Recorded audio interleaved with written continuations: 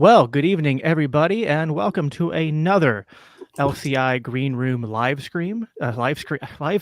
Gosh, it's been a long day. I do apologize during the stream if I go to blow my nose a few times. My wife is somewhere around 5 months pregnant, and she's in full nesting mode and stirred up dust all over the house. So my allergies are on the fritz, and I'm hyped up on allergy medicine. So we're going to have a good time here nonetheless. I am Jacob Winograd. I'm host of the Biblical Anarchy podcast here on the Libertarian Christian Institute's Christians for Liberty network. So you all should know who I am by now. We've LCI Green Room's been out for a couple months, and we're here to just bring you a bunch of conversations with different libertarians from different parts of the movement, and just get to know them more, talk about what they're doing, just talk about philosophy, politics, current events, everything that's going on. So gotten good feedback on this new show so far. And tonight's guest, although I've talked to her many times on my other shows, this will be her first time here in the green room, and that is Mrs. Angela McArdle, chair of the Libertarian National Party. So Angela, how are you doing tonight? I'm doing all right, man. Thanks for having me on. Yeah, of course. I've been waiting to do this for a little bit, kind of waiting for the right time to kind of do a state of the LP catch up here before we get to the national convention in DC. Which I don't know why my wife and I just keep on timing things out where she's pregnant around national convention time. So we got to get on a different cycle for the next one, so I can actually go to it. But anyway, so let's get into what we're here to talk about tonight, which is a lot.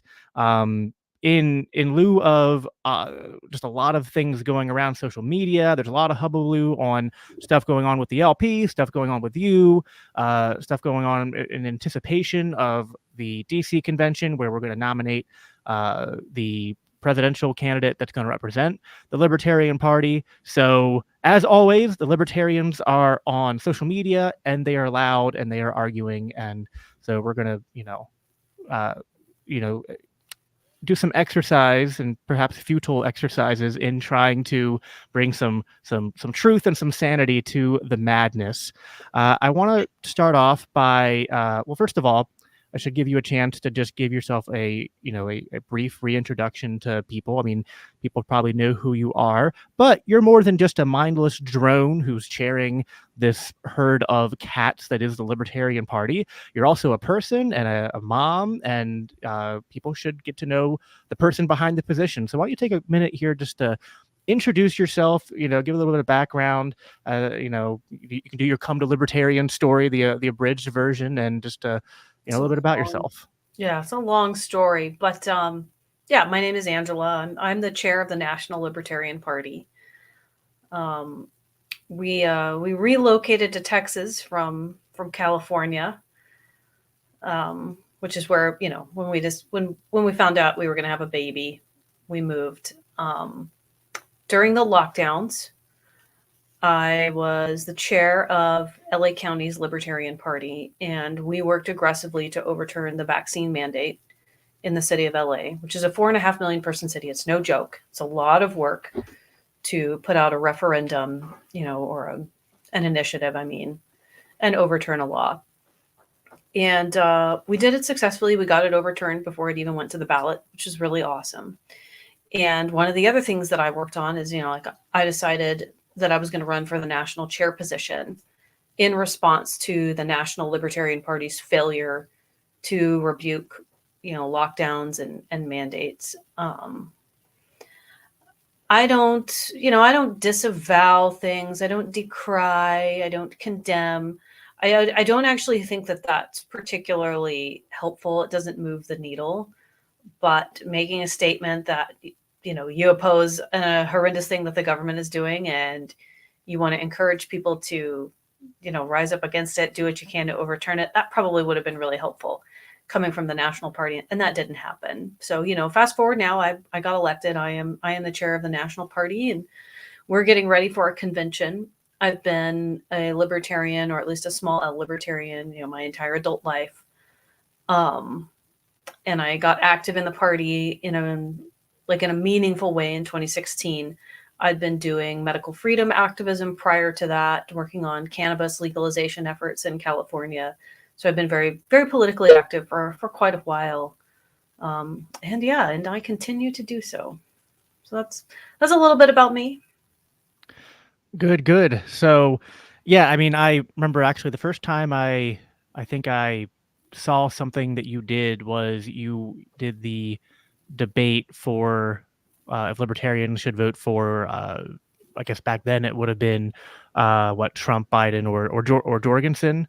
I I did. think you were part of that debate, which you did well on, and then of course you also then returned to do a debate at the Soho Forum against what's his name? Guy Elias from Bowman. yeah, guy from Cato who he makes people at he makes the people at Reason that I don't like look like libertarian saints. Yeah. So, but yeah, you've always had a hand in what's going on around the liberty movement, and I supported you back for chair when you ran. Full disclaimer: Libertarian Christian Institute, nonprofit. We don't make political endorsements as an organization, but I'm my own person, and so people who know me know that I threw my hat in the ring for the Mises Caucus over the last few years. I was a state organizer for a long time. Um, helped facilitate the Mises Caucus takeover here in Pennsylvania, which assisted in them taking over nationally. And that was in the Reno convention back in 2022. So we're coming up on, the end of your first term after being put in there. And of course, like the Mises Caucus, pitched the idea of taking over the Libertarian Party to make it libertarian again. Largely a lot of us got involved for things that you just mentioned, which was that it seemed like a lot of libertarians and then libertarians who were running the party just were seemingly silent on the most important issues. You didn't see a lot of posts about war. You saw next to nothing, and then you saw next to nothing for a while regarding lockdowns. And then when they finally, because I know the prior people there will get really upset if they say, "No, it's not true. We talked about lockdowns." It's like, yeah, you waited until like the No, end of it was summer, 1 and then year. yeah, It was and a 1-year anniversary. and then you were basically like, well, the government shouldn't do this, but you better get your vaccines and put your mask on anyway, because that's just the right thing to do, don't you know? And I was like, ugh. So we, the messaging seemed like it'd be a problem. The strategy and long-term vision of the party seemed to be lacking. I've often described it as step one, run as many libertarians as possible, anywhere and everywhere. Step two, question mark. Step three, libertarianism in our lifetime. Not a great plan. As put that meme up there if I had it, if I had it ready to go, of Tony Stark from Avengers. So we're 2 years into it now, and so people are sort of like evaluating where we are, where things are in the LP after 2 years of, pretty much Mises Caucus leadership at national and across many of the state affiliates as well. I wanted to kind of start off by reviewing sort of the past 2 years, and then we'll kind of bring it into the present day. So, I remember post Reno, post the takeover, there was, of course, like an immediate surge in membership, immediate surge in money coming in, and then I think one of the first projects that started to get worked on and that came to fruition probably 6 months later was the Rage Against the War Machine rally. So, in that like first 6 months and leading up to the rally, what was that transition like? What kind of challenges were uh, did you guys immediately run into Yeah. once the the changing of the guard happened? And you can mix in here some, one of the goals I have for this podcast is I think there's a lot of people who don't understand how the LNC works, and so having conversations about that and explaining as much as it is possible inner machinations of stuff like that and how staffing and the board and all that interact will be useful as this conversation continues. But yeah, go ahead and kind of explain that initial takeover up to the Rage Against the War Machine rally. Sure. So, we took over, and then we had a series of events coming up, things happening, Freedom Fest. At that point, thankfully, plans had been set for Freedom Fest, but the scheduling, most of it, with the exception of my talk, had already been planned and was out of my control. So like the content of the main stage talk that staff did, it was not totally gelling with our vision. It wasn't gelling at all. So right at Freedom Fest on the way out the door, we had staffers there engaging in acts of sabotage. And, one of them, it was her last day, was telling people the party's been taken over by racists. Stay away from it, telling people not to donate to us, like immediately. And this is the middle of July. So that was a challenge. We had some people quit, which was good because that means that I didn't have to do layoffs. And we had some people stick around, and some of those people were really solid. Some were not. Some are still with us. Love them to death. Some have since parted ways, and I don't think they're sucky people. So it was a very mixed bag, and trying to sort through who you should work with, who you should not, who is talented, who is like maybe really an awesome, cool person, but this isn't a good fit for them. It's like, spent a lot of time working on that. One of the things that I was really passionate about, like the thing that I said, we're going to implement this, we're going to act on it, we're going to do it, was something I put together called Project Cicero. And it was to essentially resuscitate Project Archimedes. And so for those of you who are history or, like mythological buffs, you could look up Cicero and Archimedes and figure that one out. But the LP in the late 90s had Project Archimedes, which was about getting membership numbers up. And there was a whole strategy that they did, and that was the highest our membership numbers had ever been. It was a little bit costly, but it was effective. And I think it was very good for the party. And I wanted to recreate it. So I did a ton of research. I poured through Lpedia. I read like every old staff report I could find, figured out who did what went right, what went wrong, and put this whole thing together and put stretch goals for us, and was like, we're going to jam on this. Like we're going to purchase data. We're going to do X, Y, and Z to do outreach and reach people. And then right after we passed this, I believe it was the same meeting, there was sort of like an ambush, motion by someone on the board who was, like well-meaning and not a hater, but doesn't share vision with us, to have the National Party fully support Civi CRM. So anybody who has been on a board of directors and has like professional board experience knows how completely insane it is to have a volunteer board of directors vote on what type of software your paid staff uses to implement their daily tasks. It's a pathology. I am proud to say that I have exorcised it from the current administration. I had to drive it out like a demon, and it took me 2 years. I do not have some sort of emotional animosity towards a piece of software. I do not have that. It is software, right? But other people had very strong emotional attachments to this piece of software. And what happened when the board adopted this, and by the way, I passed the gavel and I argued against it, and I was very concerned, right, with what was going on.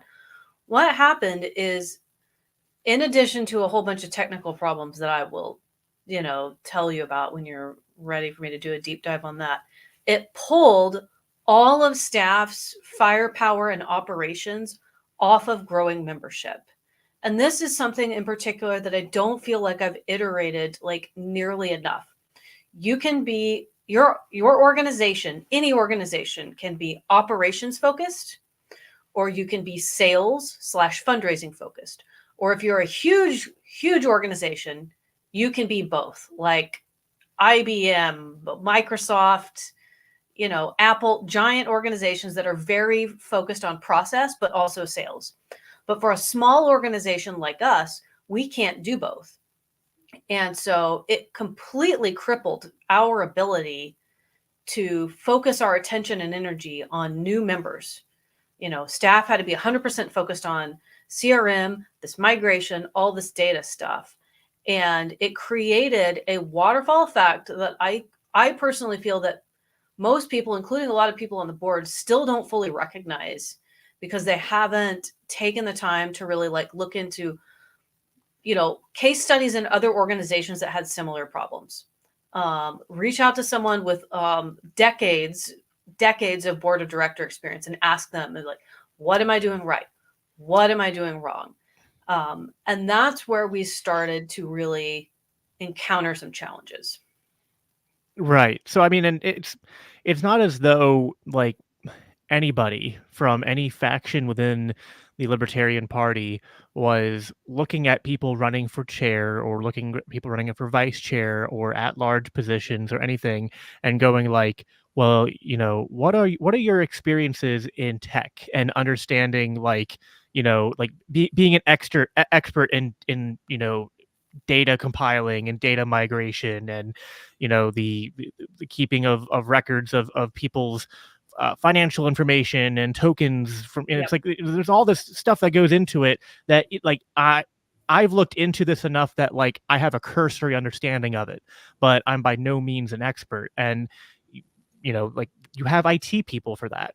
And just from like an outsider's perspective looking in, and I'll pose this kind of as a question, it seems to me like what I would say plausibly happened is that there was a miscommunication that might have been born partly out of a misunderstanding and partly also out of people not wanting to make certain changes, but it led to the board making a decision on on like moving where uh, you guys stored information on members and stuff like that, and you weren't prepared for what challenges and Not at risks were all. going to be Yeah. associated with that task.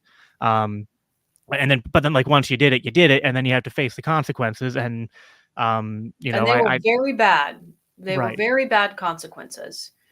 So it created a waterfall effect of problems that grew and grew and grew, right? So first of all, this migration from Razor's Edge to Civi CRM failed. We lost a bunch of credit card information. So our recurring revenue took a hit. And staff that was against it at the time estimated it at $44,000 of recurring revenue. And staff and contractors that were for it said, oh, there's no way it could be that much. It might be $4,000. Well, I look at the data and the dollars, and it sure seems a heck of a lot closer to 44,000. So that happened right off the bat. In addition to that, during this process, there were some very grave technical errors, and it's impossible to know for certain who did what and who messed it up. But things happened that broke the CRM in a pretty profound way. And the quality of our data continued to degrade. So, for example, I'm sure this has happened to people who are watching. Send out a mailer. So, first staff became paralyzed and said, well, we can't do anything because our data is destroyed. And at a certain point, I had to step in and, kind of break the paralysis and say, we're going to do it, even though it's going to suck. We're going to try, right? So let's say we send a mailer out to 5,000 people. 10%, maybe more. 10% is quite a high margin of error, by the way. The membership dates are wrong. So I'm saying, hey, Jacob, we love your support. We miss you. It's time to renew. And you're like, I renewed like 3 months ago. Why are you sending me this? This is weird. So, that's a problem. And then there was, little bits of Band-Aid code here and there, like little scripts would pop up and run, and it would recategorize membership, Right, change dates. because Civi is like an open source, like basically like Yes, it was almost like, again, this not my area of expertise, but just trying to put it in layman terms, it was like rather than using something that is like its own proprietary correct. software, Civi was like open source, like we were trying to make our own custom, It was made Franken server. CRM, and it was Right. not designed for this, and Right. it just was And with a not. lot of different people working on it and not having consistency in the way things were coded and stored and not set up in a way that they would easily transfer from Civi to a new No thing. But documentation. right. No documentation, no software development lifecycle. So what that means is, we're a political party. We also service like 30 plus other political parties. We have to have a software development lifecycle if we are going to develop software. How long does it take?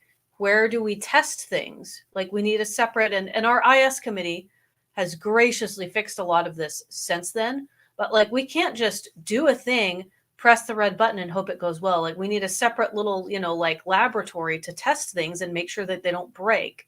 So we had to come up with all of that afterwards, which is very time consuming, especially considering that we amassed such a massive amount of technical debt in the whole time. So, one of the things that I hear a lot, and I completely acknowledge, and it is a huge pain point for me, is we have accumulated terrible customer service.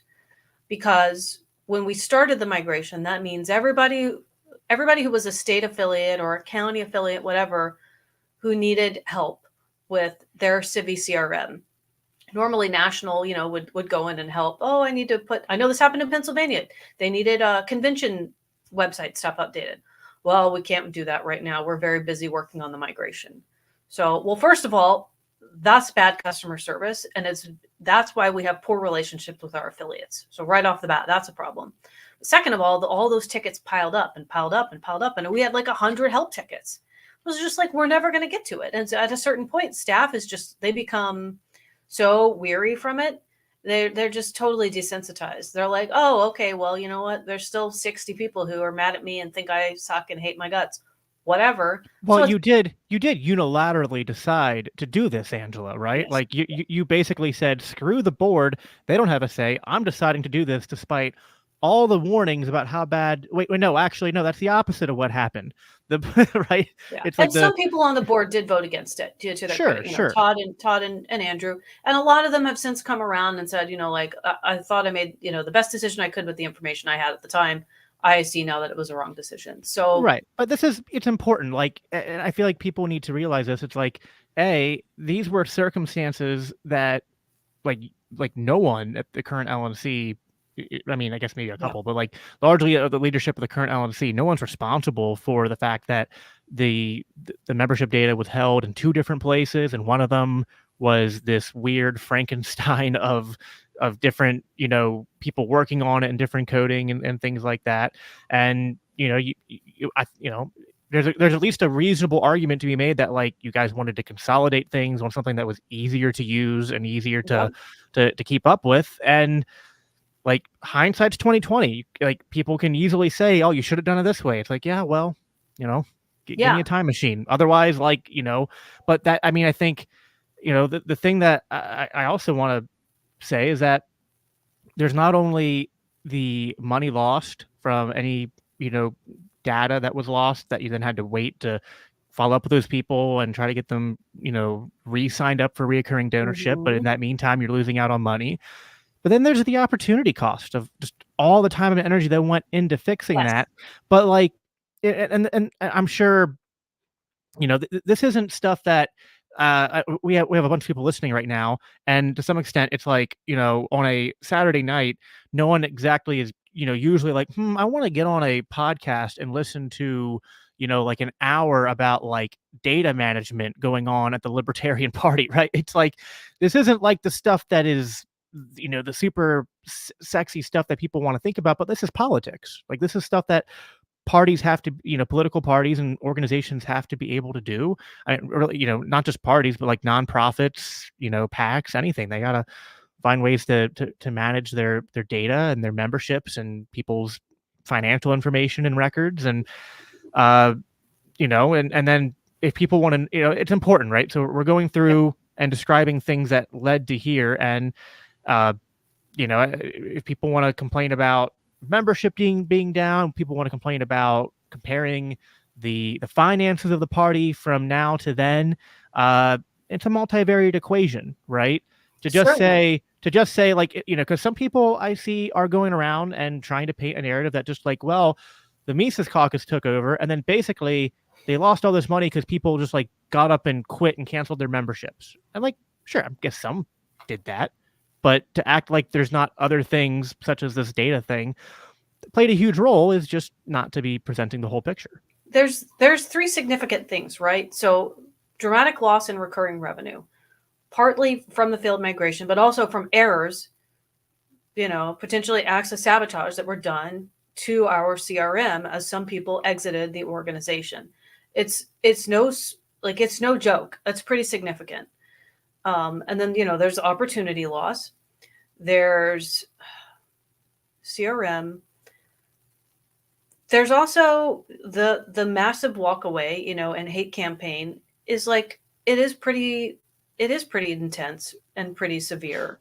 And I want to ask you. So you're currently on the when you became chair of the party, you stepped down from your prior position within the Mises Caucus. But I mean, I could speak from my experience, but I'll ask for you to speak it to yours.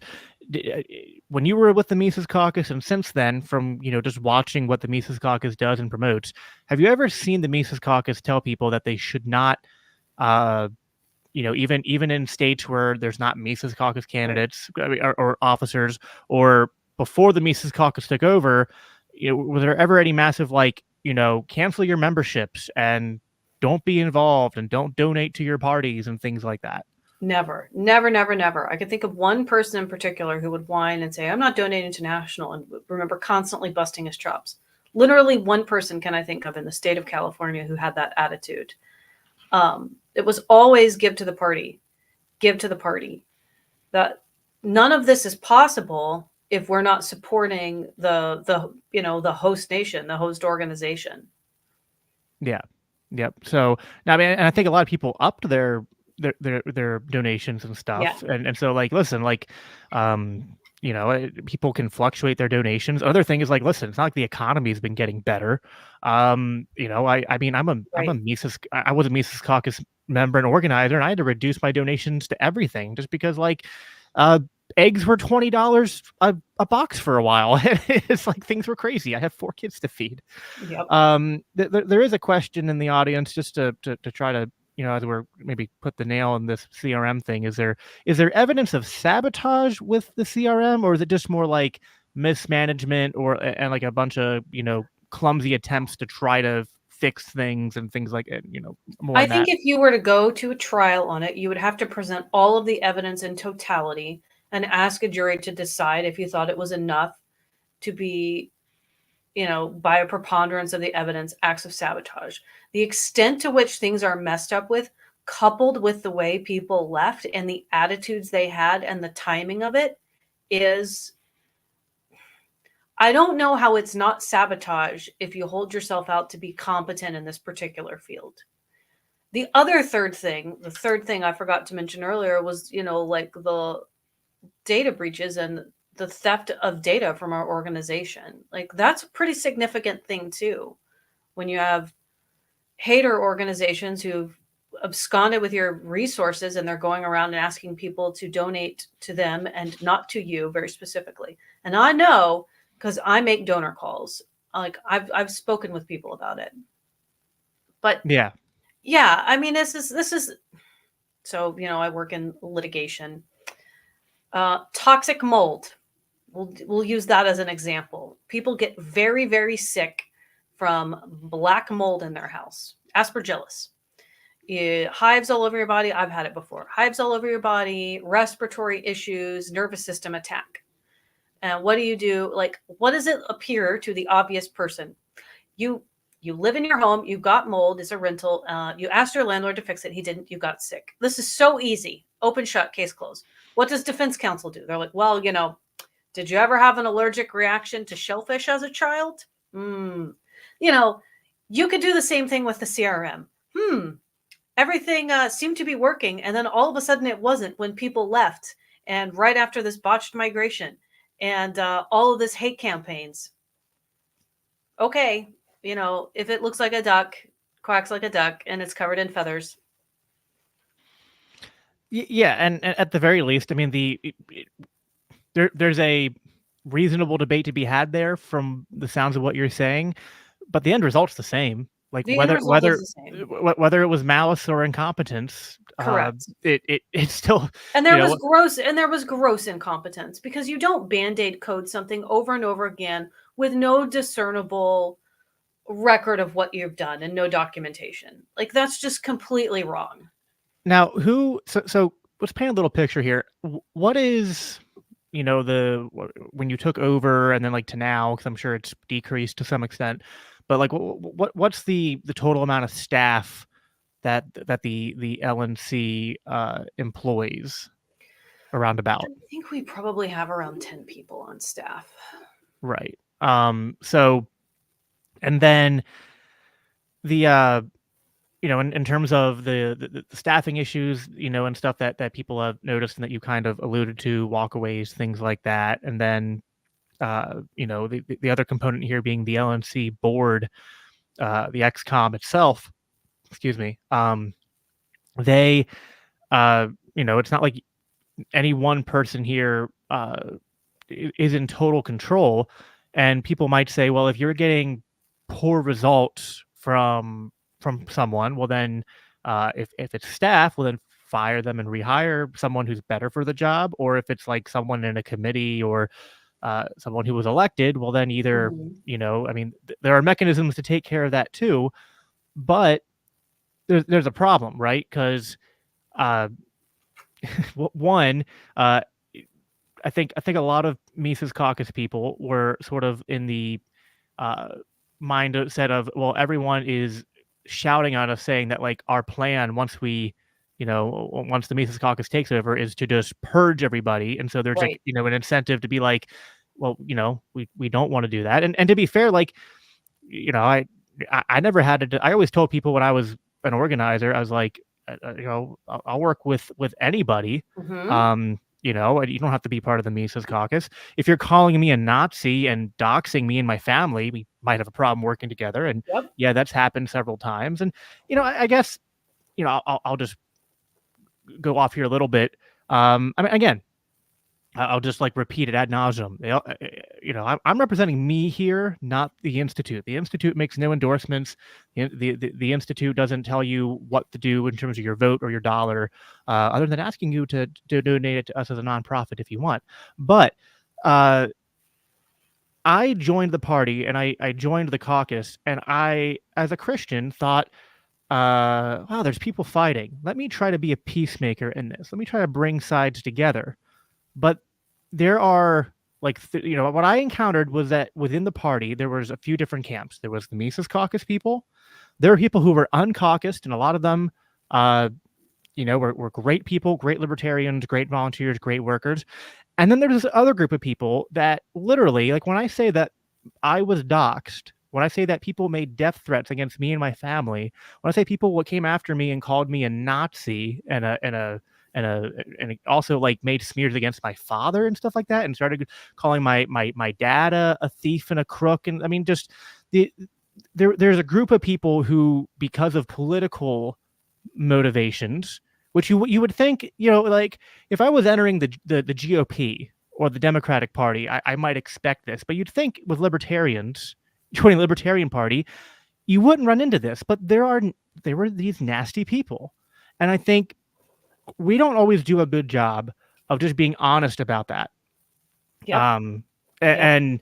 and Because it that's not. reflects poorly on libertarians and the ideology that we're trying to get out there. Like the way that they behave, it's completely incongruent with the philosophical notions that they allegedly subscribe to and that we also subscribe to. And it's embarrassing. Yeah. Try to pull people into the party and say, join it, like libertarians are awesome. And then you have this trash over here that's stinking up the room. Yeah, it's a problem. And, I think, this is probably something where, I don't know, there's some Christian implications and I haven't like fully grasped and articulated this yet, but there is something in me, and it's a weakness politically. There's something in me that I cannot stoop to the same tactics that they do. Like lie, cheat, and steal are off the table for me, and I can't bring myself to do it. And thinking about it in my head makes me queasy. Like it's too, ugh. And with our internal political opposition, that's not the problem. Like we have a hater board member right now, just like lying through his teeth in a Signal group chat saying that we had to reduce the room rates for convention. And it's just totally made up. But, there are people who are totally comfortable behaving that way. Right. And Well, and someone just said, how does any of this glorify Jesus? I mean, I would counter, how does doxing people, how does making threats against their family, how does people, I'll be specific. They said that they took they published my address. They yep, had a Google map picture of my house, and they were publishing it on multiple groups, including groups that said that they, I live close enough to Philadelphia. They were saying they were going to send Philadelphia Antifa to my house to shoot up my house, shoot up my wife and kids. Yeah, that, like, so what, to glorify Jesus, I should just be like, oh, thank you. I Like, guess we I should don't know. just Like, you know what? turn the other cheek and You've get changed my shot up. mind. I don't think the Mises Caucus should be in charge of the party. I think it should be you reasonable people over here. And don't get me wrong, there was bad behavior on the Mises Caucus side sometime, and I would call that out. But I never Sure. saw anyone on my side saying, let's dock these people and send terrorists after them. Right. It's totally nuts. And like that's an interesting question. Like, how does this, like, I assume talking about it, glorify Jesus? This is a struggle that the board has had, and it's one of the reasons that I'm, kind of breaking silence about everything that's gone on. Is I think that we've been very paralyzed when it comes to reputation defense. And I typically, like, I want to stay above it. I want to stay out of the fray. I want to be the magnanimous leader, and it just doesn't work that way, because when you're hounded by an aggressive hate campaign and people are lying about you, at a certain point, it's your responsibility as a leader of the organization and a person involved to come out and say, that's not what happened. This is the truth. Right. I mean, And I love. have to do that. So the same person said, "What are you doing to exemplify enemy love in these circumstances?" Love does not rejoice in wrongdoing, but No, rejoices in the truth. So at 100%. some point, listen, I'm not going to respond in kind. I'm not going to, like, Correct. listen, Romans 12 says do not be overcome by evil. So if someone doxes me or makes threats against me, I don't respond in kind, but I will say what the truth is. And I will, just like Jesus would expose the hypocrisy of the Pharisees, I think it is fair to expose the wrongdoing and the lies and the hypocrisy of other people. And listen, that's a universal standard. There are many times, Angela will tell you this, Michael Heiss will tell you this, Jeff Douglas will tell you this, Dave Smith will tell you this. Anytime I have disagreed with people in the Mises Caucus, they know it. Right. I speak my mind and say, I'm not down with this. I don't like that. And sometimes there's even been public instances. So it's not, but again, it's not the same. There's, I don't agree with this political strategy, and these people are making death threats against my family, Right. and death threats against other people's family, and things like that, going after Joshua Smith's kids and things like that. Like, there's just this long list of things that, made it said, you know what, all right, there's this group of people who as a Christian, love them, pray for them. Politically, not going to work with them. Well, love them like And Jesus and from a and faraway distance, and interdimensional. as far as this plays into the LP, to bring it back to that, yeah, I think you're right. I think a lot of people on the board, because this whole thing came up when I was saying, like, well, people might be saying, well, if you're blaming staff and you're blaming incompetency, why didn't you just fire them and get better people? I mean, one, I think the LP is like any other organization where it's like, finding libertarians in the right skill sets to do the jobs you need. I Yep. mean, it's not like there's, a billion of us to pull from. And secondly, yeah, I think people were kind of incentivized to be like, well, we don't want to be too heavy-handed. Yep. So it's like, so the criticisms can't be both, you were going to be too heavy-handed, and also, why weren't you more heavy-handed? Well, and then sometimes it's just as simple as, well, who do you replace that person with? Because now I'm in a staff position for free, which, believe it or not, some people are critical of me saving the organization like $100,000 a year.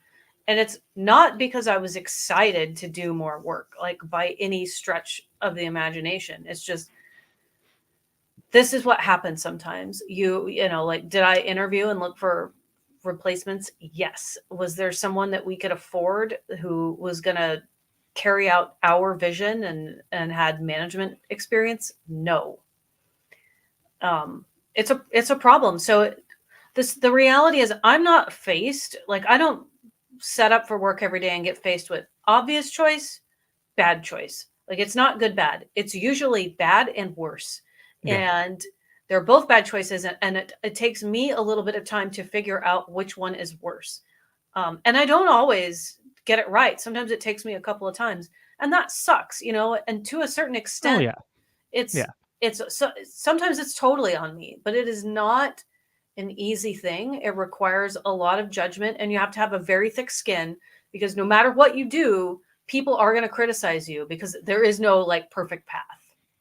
No, and yeah, I mean, there's plenty of times I've gotten the balance wrong. There's been times where I got too jaded and had to take a step back and actually apologize to even people that I was not aligned with and be like, you know what?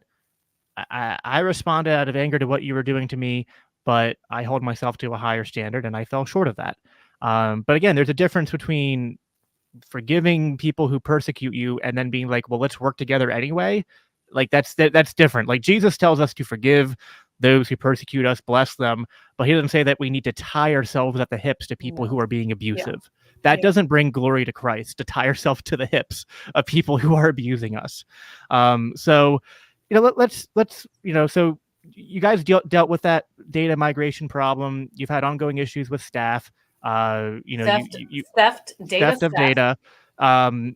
Despite all that, you guys were still able to do some things. Like there was the Yes. Rage Against the War Machine Yes. rally, which I know there's a second one that is in the works for the future when you guys September. can get Yes. and I think that this is also something that's weird and I want to ask you this. Like I want to know how it is that we can be both alt-right Nazis, but also how dare we work with communists? That's called diplomacy.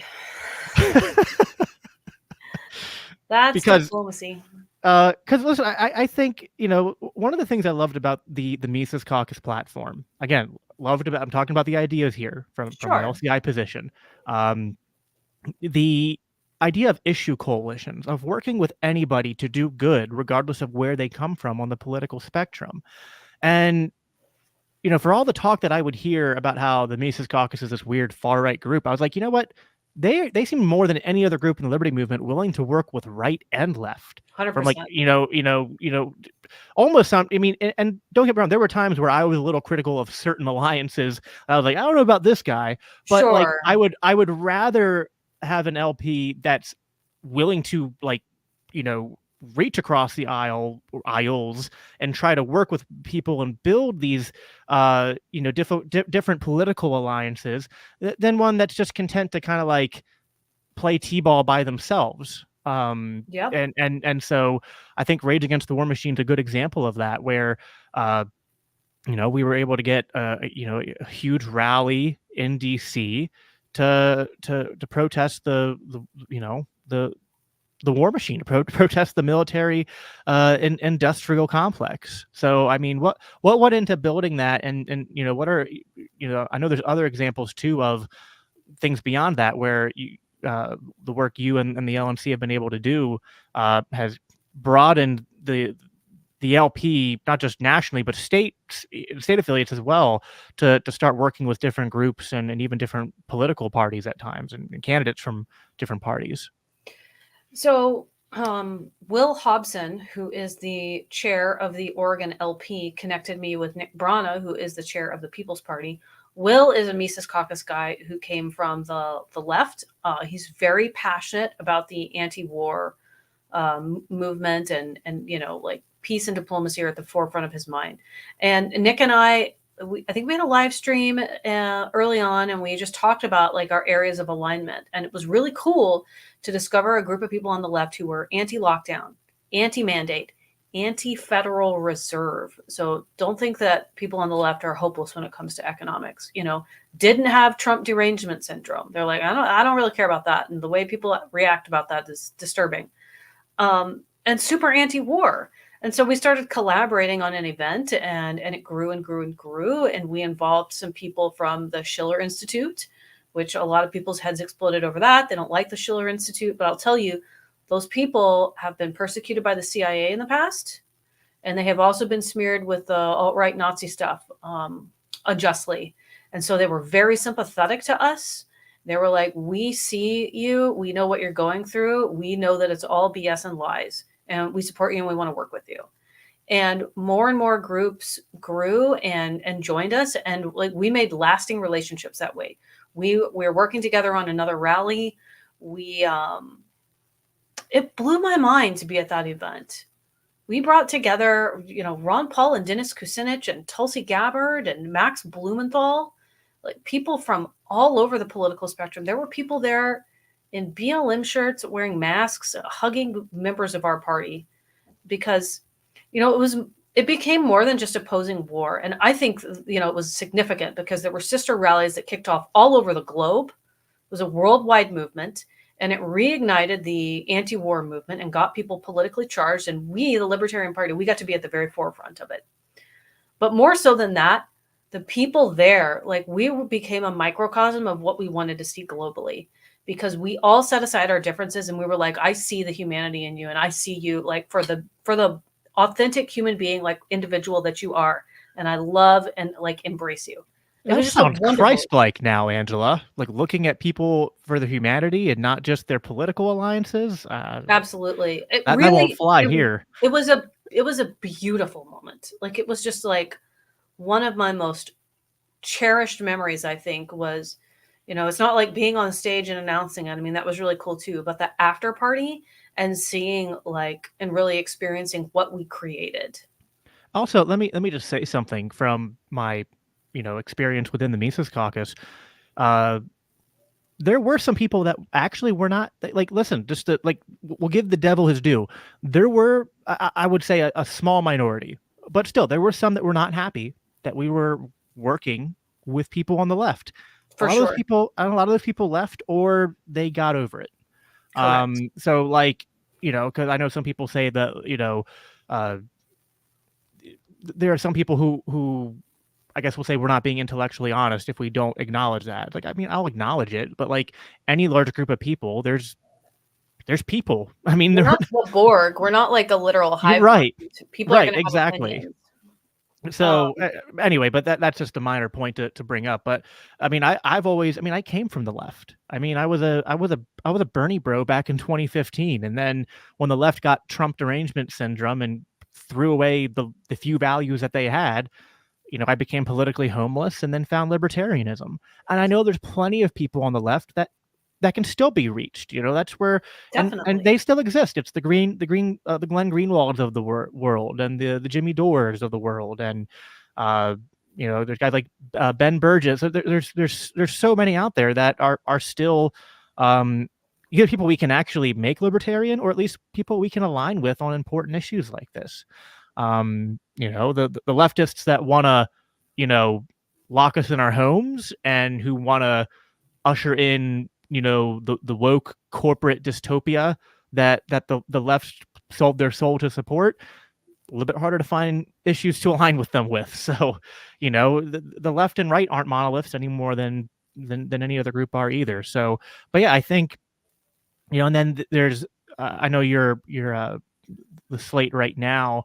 Hannah Goodman from Colorado is running to be the vice chair, and she's had some interesting experiences with kind of like trying to do some coalition building and some kind of political dealing and stuff over there in Colorado, which there's probably opportunities to scale that up to the national level as well. And let's talk a little bit about that, as far as you're comfortable sharing, yeah. Well, I mean, I'm excited to work with Hannah because of her particular experience there. I did a lot of rubbing elbows at CPAC, and I think that people on the right are very interested in working with us. So when I say people on the right, I don't mean like establishment GOP types. I mean people who are conservative. They're generally Trump supporters, and they're skeptical of their own political party. And I think that's perfect. That's right for working with us. My general assessment is that they're going to support Donald Trump for president. They're interested in what we're doing.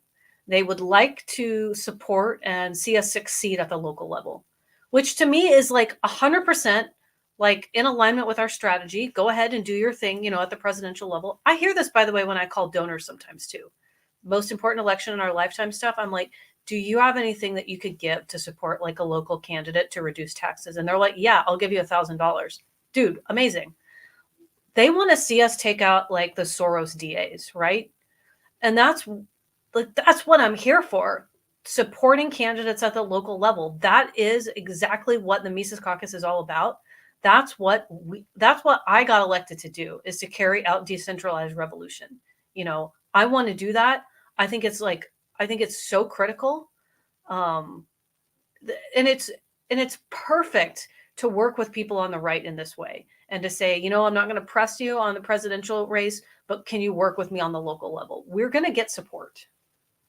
And I think so some people are hearing this and they think this is a betrayal of libertarianism, a betrayal of the party, that it's selling out principles for political expediency. I mean, listen, I host the Biblical Anarchy podcast. In my heart of hearts, I mean, I'm not really, so I'm a Christian. So I live for Christ. This is Easter weekend. Tomorrow is the celebration of Jesus's, resurrection and conquering death and sin and all of that, and his declaration of him and as king, and that his kingdom is the one and only true kingdom. And I live for that. And because of that, a consequence of that is philosophically, I'm compelled to be an anarchist in the world. And I think that libertarian anarchism, anarcho-capitalism, these are all true political conclusions that map onto what the Bible teaches. It's the whole premise of like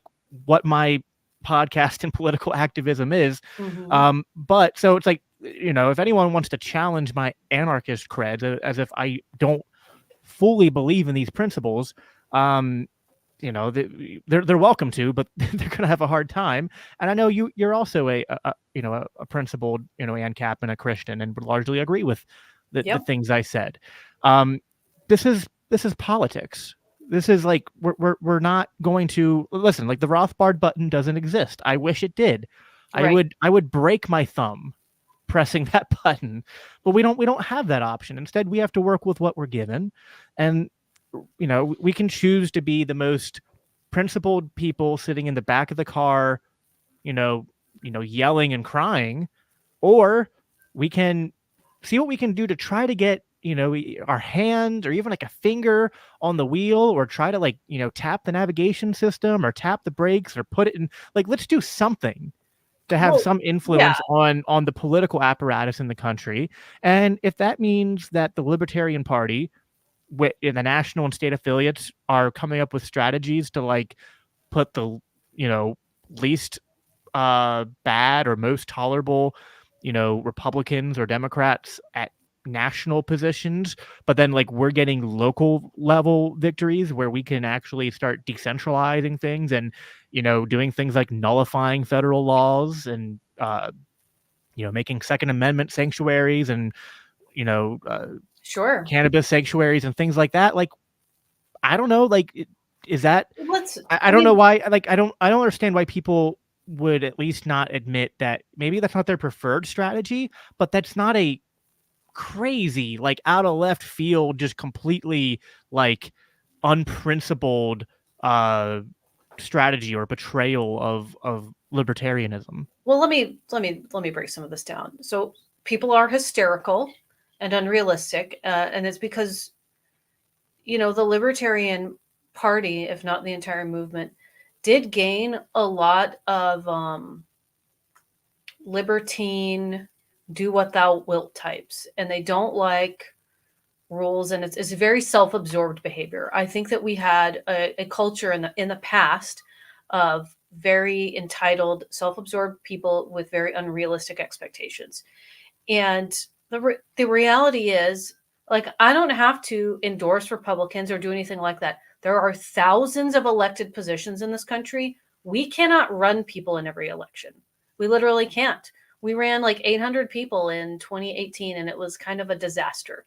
We overtaxed ourselves. We didn't have enough campaign volunteers. We spent a whole lot of money on it. We didn't win a lot of elections. It wasn't a fruitful strategy. So there's no reason to not just like say, hey, you know what, you're right, we don't have to run anyone in that race, we could run someone over here, because we don't have a person for every race. And when it comes to taking money maybe from donors who don't 100% sort your cause, okay, would you take, if you're running your county affiliate and you're like, I need $100 to table at XYZ event, or $500, right? And I don't have enough, like, we're a small affiliate, there's 4 of us. If your dad gave you $50, you're going to say, no, Dad, because you're not a registered dues-paying libertarian. I'm not going to take your money. Like, this is so absurd. Like, we're going to take donations where we get them, and we're going to do our thing. And this is just normal behavior. Yeah, I agree. I It's think that there's abnormal. It's abnormal to purity test to the point where you wouldn't take like a donation from someone who supported you, even though they weren't all the way bought in. Yeah. Well, there's and you and I know we've talked privately behind the scenes about some of there's a lot of libertarians that apply all different types of purity tests in different arenas, and some of them go off into weird spaces that Very weird spaces. we're not going to talk about here. No. And we'll just leave it at that. In the interest of time, I want to move on to some current stuff that's happening right now. So apparently the LP is actually, the haters were right all along, and one of our state affiliates is actually just a total Russian asset. Do I have that right? Or yeah. this FBI report that so much to parse through. I think Karen Ann Harlos is doing a show about it tonight. So the FBI reached out Friday when all this was it Friday or Thursday? I don't know. The FBI reached out very recently. I had so many things happen, and told us that they had to talk to us, about something urgent about our social media. And so our secretary answered the phone and was like, no, I'm not talking to you. Talk to our attorney. She didn't even give his phone number. She gave his name and was like, look it up. Good luck. They called him immediately because they're the FBI and they have everyone's phone number. They called him immediately on his cell phone. Creepy.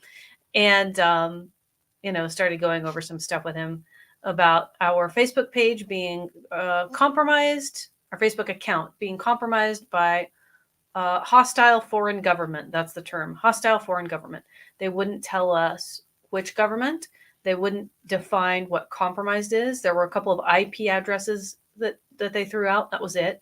They wouldn't tell us like why, what was happening, just compromised. And, he called me and told me about it. And I'd heard from Karen Ann too, while I was on the phone in another meeting. I'm like, what is going on? You're like, am I being punked? What's going on here? So I talked to him and I'm like, are we being scammed? Is someone from Nigeria pretending to be the FBI, trying to get her? So he called the field office directly to find out, because I was like, let's double check to make sure that we're not just being punked, right? And the field office immediately connected him to the agent in question who called us. And then she sent him a letter, stating it on FBI letterhead. And I have an appointment to talk with him again on Monday. So, that's where we're at. And in the meantime, I reached out to a friend who's in intelligence, who is not a Democrat. And he said, Angela, this is what the Biden administration is doing. It's all over social media recently. They pumped tons of money into the DOJ to crack down on disinformation and political dissent because of the whole Russian election interference hoax and all of that. And they're going to harass and try to shut down as many social media accounts as possible. The only way to protect yourself is to go public. That's the only way right now. So that's what we did. We took that advice, and we're going to continue to do so, because what they're trying to do is to say you're compromised, therefore we got to shut down your communications apparatuses. So I say it not in vain. Thank God. Crushing me, Angela. I thought the intelligence agencies were there to look out for us and protect our rights. Yeah, they're gaining intelligence, all right. But seriously, thank the one true God that Elon Musk did take over Twitter and tell these guys to pound sand. because whatever happens, at least our Twitter account is still safe. Like, they're going to come for every third party, their political opposition. You know, they throw FEC complaints at Kennedy. They throw criminal and civil allegations at Donald Trump. And so far, they're just trying to shut down our social media. But we'll see what happens. Yeah. Yeah. It's They crazy. want one party rule. Like, they want one party rule. No, I think that's right. I think, you know, this, it's creepy. I mean, it's honestly creepy. And I mean, for the Christian audience that I speak to who aren't libertarians, like, this is the kind of stuff that, you know, I guess maybe sometimes it sounds like, you know, tinfoil hat stuff, but no, like, I don't know, the deep state's real. Like, the uniparty is a thing, and they like power. They will do anything they can to hold on to power. I mean, this shouldn't be new. Like, I mean, like right now, my church is going through the book of First Samuel, and it's like, look at all the crazy things Saul did to try to hold on to power and going after David. It's like, yeah, no, people in power can go crazy trying to hold on to that power, and our government, our state, and elected officials, and really the problem is all the unelected bureaucrats who are in our government and in these intelligence agencies that, you know, I'm not a fan of Trump, but it's just lunacy to not look at the fact, you know, look at the evidence and realize that they committed to taking out Trump. Totally. They don't like that. Yeah. He wasn't a part of their system. You're not supposed to make it this far. Out the door with you.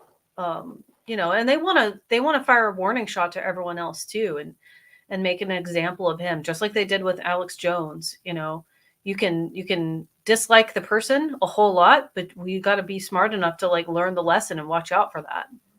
Yeah.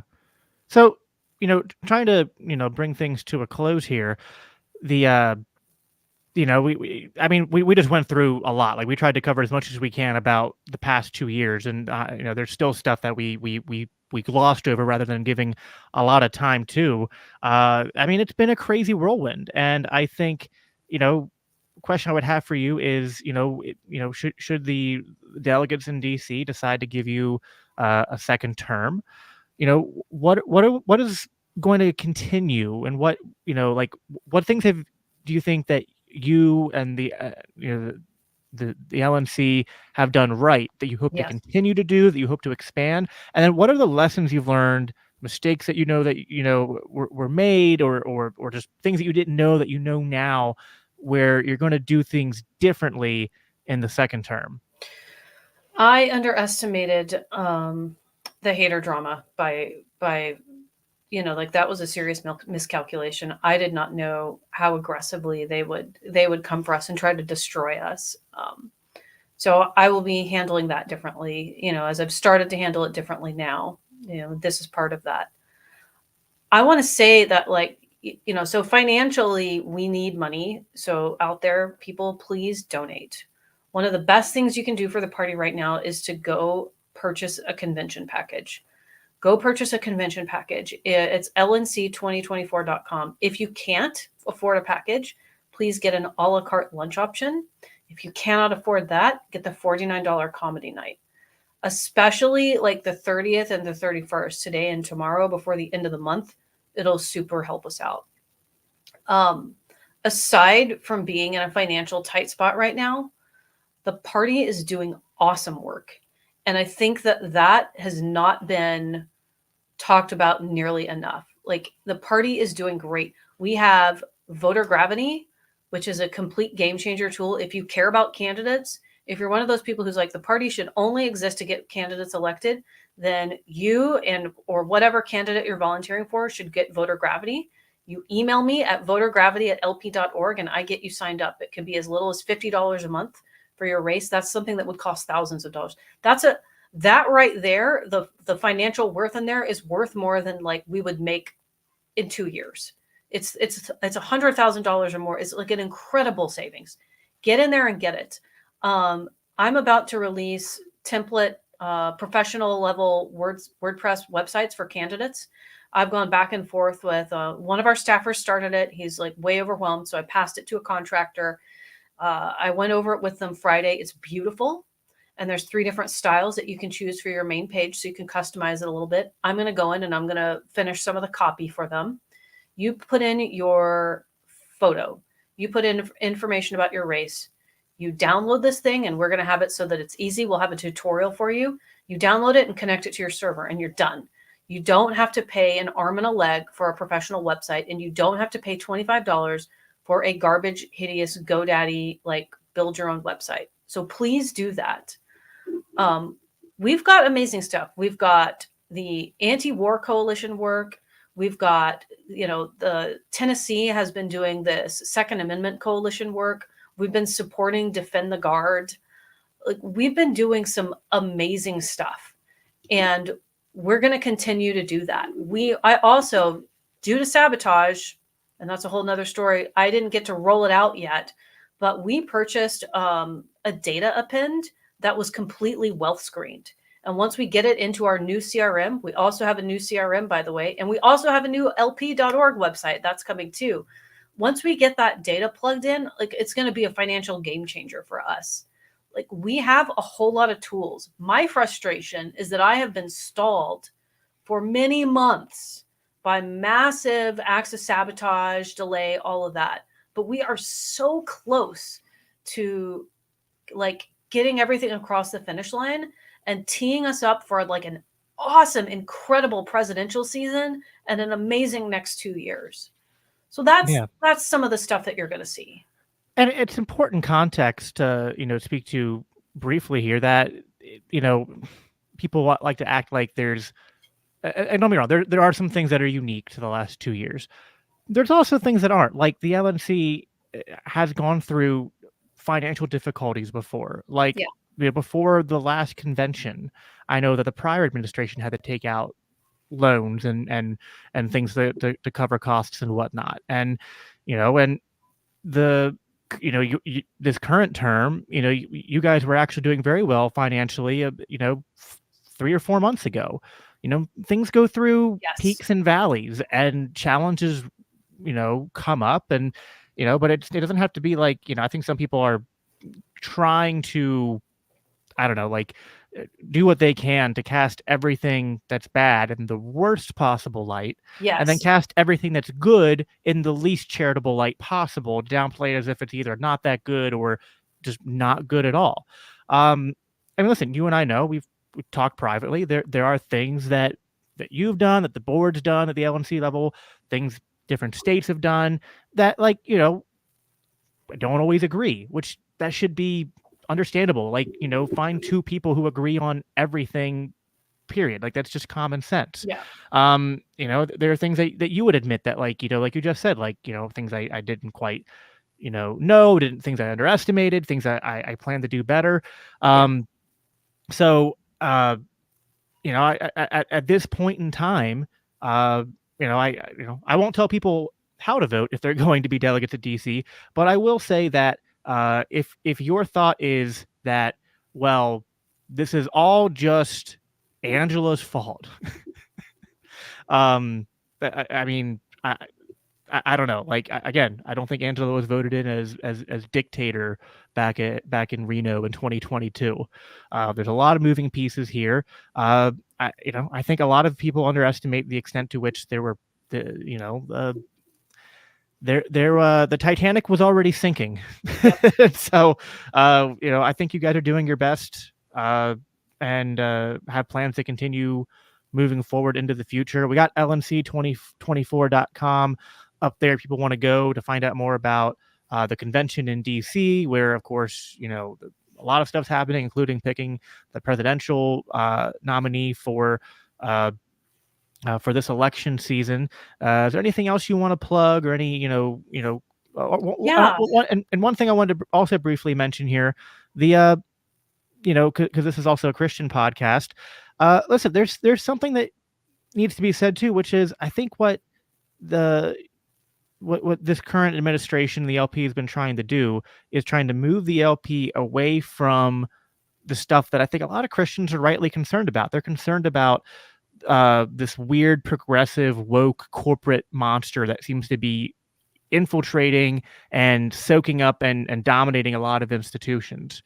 And I will say this, if you're looking to the LP and going, man, I really hope they don't become that, I don't know who is better for the job to make sure that doesn't happen than you and the slate that's running with you. So We've driven those demons straight out of the party. You won't see it. I mean, one of my goals was to make this organization friendlier to people who are socially conservative and Christians. It doesn't need to be a Christian organization. It needs to be an organization where Christians feel comfortable joining. And I think that we've done a really good job of that. Yeah, I agree. So yeah, well, any final things you wanna plug here as we're closing? This is a really challenging job. It was challenging for people on the board too. So please don't mistake my just general frustration as anger at them. They've been through the ringer, and those of them who've stuck it out, like, I have tremendous appreciation for them. Please purchase your convention package. You can donate at lp.org. If you're not going to the convention, please throw us $5, $10, $25 today and tomorrow. Help us finish strong this month. You can support me at Patreon. But you know what? I'm in it to win it. We're going to have an awesome next couple of years, or I'm going to die trying. Happy Easter. Yep, absolutely. Happy Easter or Resurrection Sunday or whatever you want to call it. Of course, we have to end here by saying the dog whistle, Christ is King, and amen to that. Angela, thank you so much for your time. Thank you everyone who tuned in and listened, and we will talk to you next time.